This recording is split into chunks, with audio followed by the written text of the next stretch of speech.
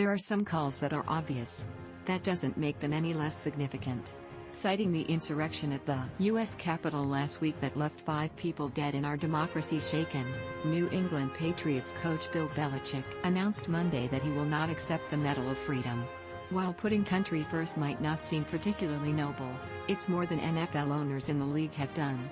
A lot of members of Congress, too.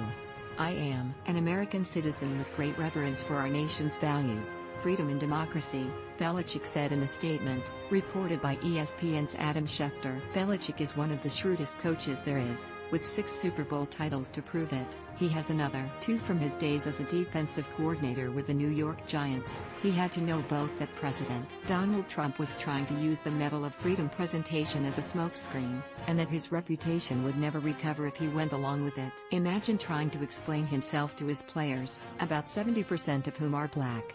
Belichick would never again be able to command the respect of his locker room, and the tight-fisted control he has wielded so successfully for more than 2 decades would evaporate. This isn't simply a matter of differing opinions. Athletes and coaches navigate those all the time, and Belichick's past support of Trump is hardly a secret. Nor is the fact some NFL owners have been among Trump's most ardent backers, which might explain the deafening silence of both the league and team owners. But this is no longer about politics.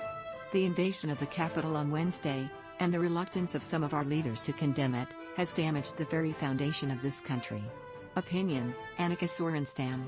Gary players shame golf by accepting Medal of Freedom from Trump. Opinion: with our country in chaos after attack on Capitol, Donald Trump plans cheap stunt, a Medal of Freedom for Bill Belichick. The images of mostly white Trump supporters vandalizing the Capitol, beating a police officer as he lay face down and threatening to kill Vice President Mike Pence and House Speaker Nancy Pelosi are horrifying. That it was incited by the president, because he simply cannot bear the idea that he lost the election, is appalling. A majority of Americans want Trump removed from office, even if there are only a few more days until Joe Biden is inaugurated. Corporations are rushing to distance themselves both from Trump and the toadies still doing his bidding. It is not a time for smiling photo ops. The Medal of Freedom is this country's highest civilian honor, previously awarded to American icons such as Muhammad Ali, Bill Russell and Michael Jordan. No doubt Belichick would have been proud to accept it under different circumstances. But to do so now would be seen as an expression of support for Trump and his monstrous actions, and that association would taint Belichick forever. It also would make a farce of the NFL's social justice efforts, including the $95 million in grants the league awarded just last week, a point not lost on Belichick. One of the most rewarding things in my professional career took place in 2020 when, through the great leadership within our team, conversations about social justice, equality and human rights moved to the forefront and became actions, he said in his statement. Continuing those efforts while remaining true to the people, team and country I love outweighs the benefits of any individual award.